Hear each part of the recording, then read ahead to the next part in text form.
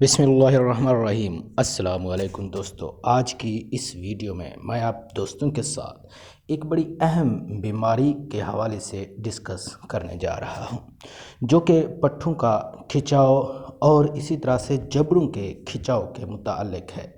صدیوں پہلے اس بیماری کو جو ہے جادو کہا جاتا تھا، یا جن جو ہے کسی انسان پر قبضہ کر لیتے ہیں، لیکن آج اصل حقیقت آج کی اس ویڈیو میں آپ کے ساتھ شیئر کرنے جا رہا ہوں۔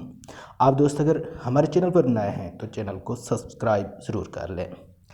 ٹیٹنس نامی ایک بیماری جو کہ انفیکشنز حالت جو بیکٹیریم کلوسٹریڈیم ٹیٹنائی سے شروع ہوتی ہے، جب یہ جراثیم جسم میں گھس جاتا ہے تو یہ ایک ٹاکسن خارج کرتا ہے، جس کی وجہ سے پٹھوں میں شدید کھچاؤ پیدا ہوتا ہے۔ عام طور پر لاک جا کے نام سے جانا جاتا ہے۔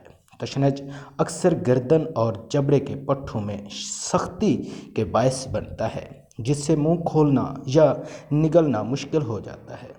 2 صدیوں سے زیادہ پہلے لوگوں نے غلطی سے ٹیٹنس کو شیطانی قبضے کی ایک شکل مان لیا تھا، کیونکہ متاثر ہونے والے پٹھوں کے اچانک کنٹریکشن اور سختی کا تجربہ کرتے ہوئے آج کل یہ سمجھا جاتا ہے کہ تشنج ایک بیکٹیریل انفیکشن ہے جو اعصابی نظام کو متاثر کرتا ہے۔